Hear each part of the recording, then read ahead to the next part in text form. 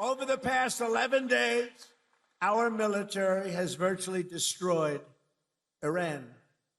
Tough country. Their air force is gone, totally gone. That took the better part of about 3 hours. They no longer have radar. They don't have anti-aircraft equipment. They don't have anything. Their missiles are down 90%. Their drones are down 85%. We're blowing up the factories where they're made left and right. And frankly, nobody has ever seen anything like it. Nobody's ever seen anything like what you're witnessing now, and that can include the original killing of Soleimani and al-Baghdadi, two of the worst killers in the world that I did, as well as Operation Midnight Hammer, where we totally obliterated Iran's nuclear potential. We obliterated it. They don't have nuclear potential. And then after Midnight Hammer, and then we left, we figured that'll be the end of them for a while. But they started again. That's why we got to finish it, right? We don't want to go back every 2 years. And that's because, there'll be some day when you don't have me as president. You'll have perhaps you'll have a weak, pathetic person like we've had in the past, mostly all. Like Barack Hussein Obama, who signed one of the worst deals ever with Iran, where they were going to give up everything. Remember when he filled up a 757 with billions of dollars of cash and sent it to Iran? Billions, people forget that. That's when I realized the presidency is very powerful. When you could put over $1 billion in an airplane and fly it over and give it to a foreign country that's your enemy. How stupid was that? But that deal, the Iran nuclear deal, gave them the right to have a nuclear weapon as of 3 years ago. If I didn't terminate that deal, I terminated it very quickly. If I didn't terminate that deal, they would have had nuclear weapons, and this world would right now be a different place, much different place. Believe me. And then Biden, he came along. He had no clue. He didn't know what the hell he was doing. But what they did was incredible. Everything they did was wrong. Think of it. Afghanistan, Biden, Afghanistan. The most embarrassing day in the history of our country. Embarrassing. 13 dead, but hundreds and hundreds are dead I count both sides. I do. I count both sides, sorry. But hundreds and hundreds of people dead. And instead of leaving from Bagram, they fled. I hate to even say it. There's no reason. We were in there. I was the one. We're going to get out. We're going to get out with strength and dignity. We're pounding the hell out of them. They didn't like Donald Trump, the Taliban. They would do anything I asked them to do. You know that. And this guy comes in, left all the equipment behind. I said, every piece of equipment will be taken out with us. They said, no, it's better to leave the plane. I said, why is it better? Well, I think it's more cost efficient to leave the plane. No. You got a brand new fighter jet, $150 million. You give it a tank of gas, little jet fuel, and you fly it out. They said, sir, I think it's better to leave the plane. These are the exact opposite generals as we have now. Do we love General Raisin Cane? He's great. But oil prices are already coming back down, and it's going to come down, but we're not leaving until that job is finished, and it's going to be very fast. It's going to be very fast, but we're not going to count on having competent presidents. We have to assume we're going to have incompetent ones, like the one we had last time that couldn't walk off a stage. Remember? He'd finish with a speech. The speech would last about 2 minutes. People would come out, not many, like 2 people. And he'd be finished with the speech, and then he could never find his way off the platform. He'd look around over here. There's so many stairs. I have 4 sets of stairs on this platform. Usually they have at least that. He couldn't find, or walking up Air Force One. Now, I know the problem with this, it can happen. You could slip. I could slip. I came downstairs today that was soaking wet. It's a little rainy today. and I have steel stairs, and I'm saying, hey, yay, yay.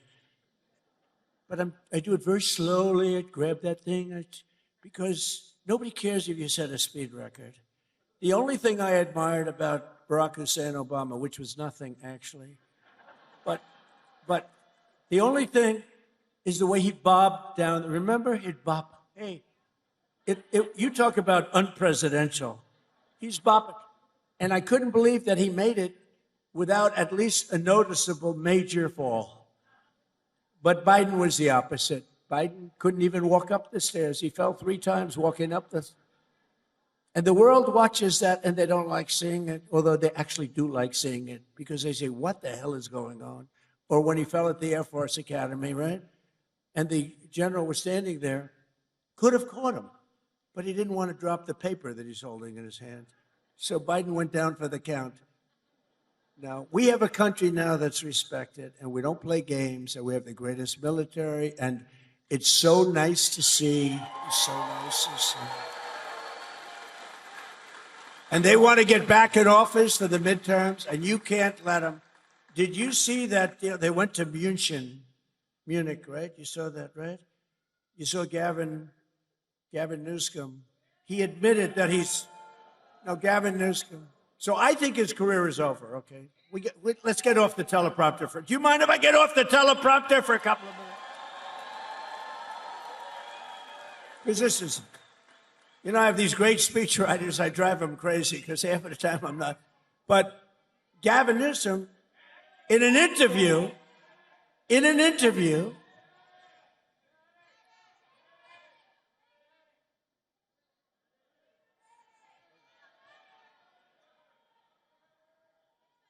have a doctor in the house, please? Doctor?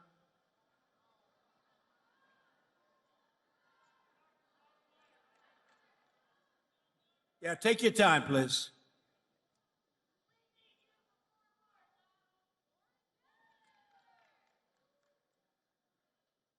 Take your time.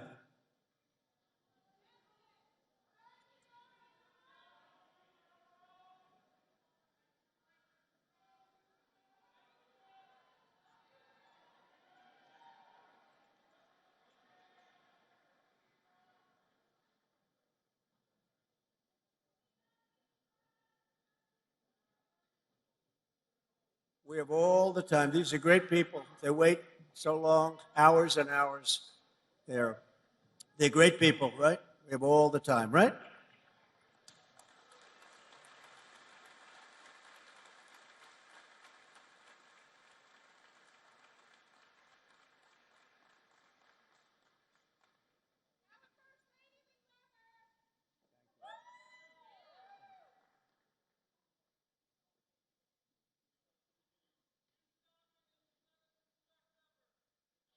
Thank you.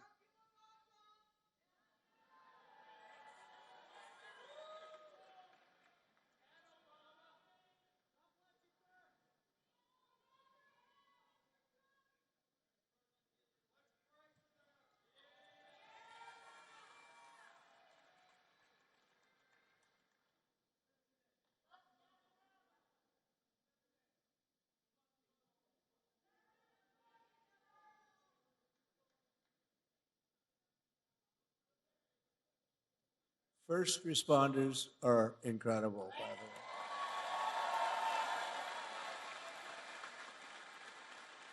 So this is in Hebron, Kentucky, the United States. The president is just giving a speech in front of the Republicans, and one of them fainted while the president was just giving a speech on Iran and the war objectives that he has on Iran. He says that the war is going to be very fast.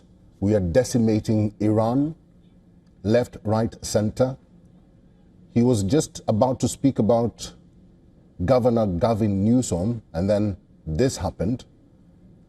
He will continue with his speech, but as the president says, his war objectives have been met.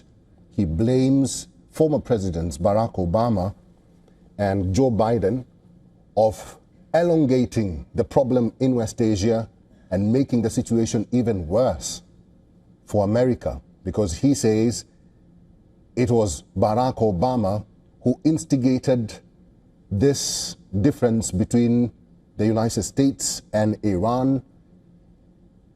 He also said that he was a very cordial president towards Iran, and Joe Biden continued with the same momentum and the same spirit of cordialness between Iran and the United States. And the president was rambling and going on about what is really happening in Iran and blaming former presidents. This is going to be okay. How about putting it for that. right now, Ave Maria, if they are listening. Ave Maria by Pavarotti. Right?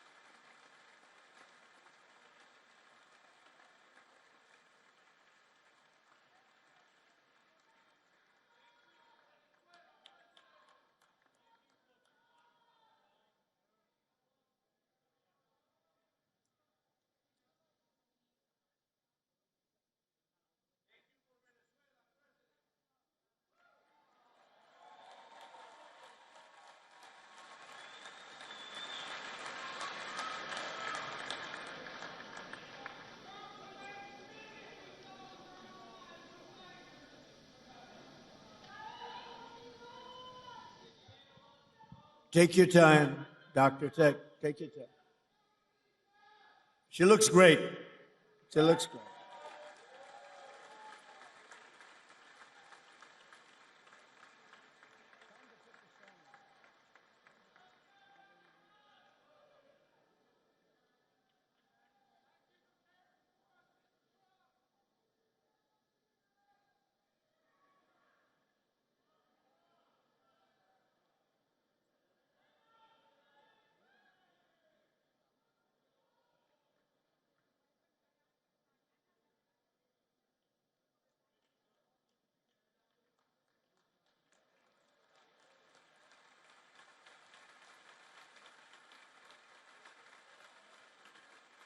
It's Dr. Oz. Can you believe it?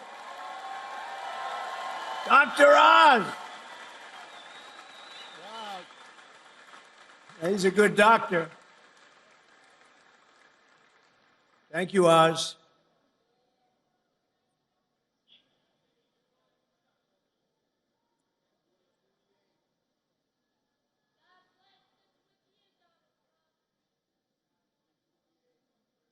Thank you, everybody. Great job. Thank you.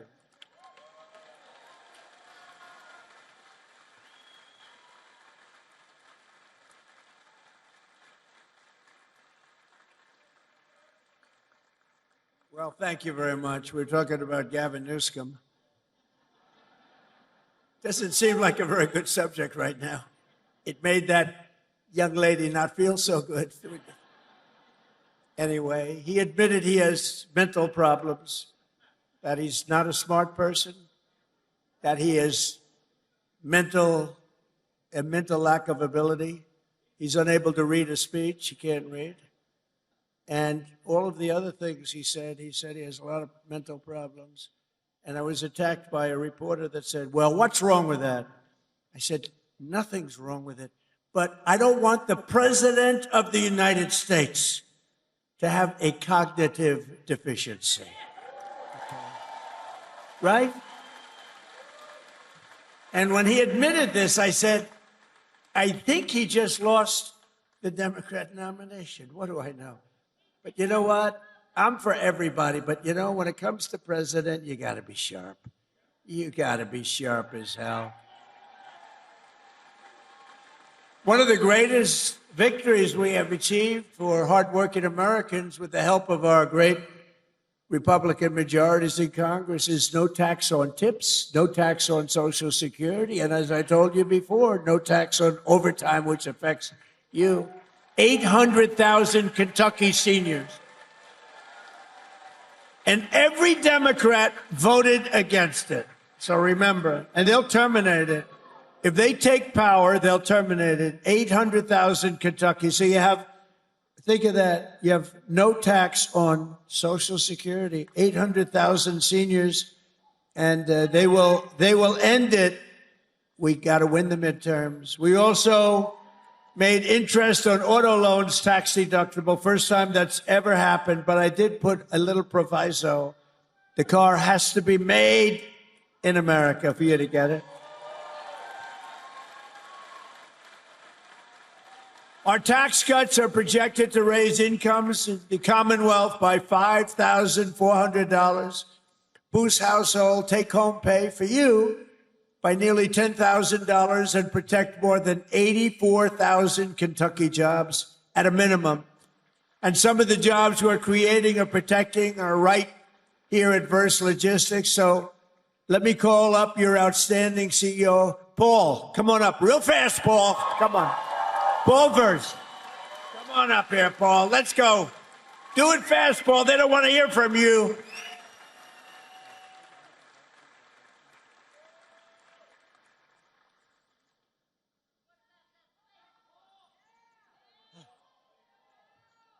I wish I could have gone before. So that is the President of the United States of America, Donald Trump, addressing Republicans in Hebron, Kentucky, in the United States. He's just spoke a little about the war, where he says that the war is going to be very fast and we're not going to leave anything untouched in Iran, because he says America has to remain strong and steadfast.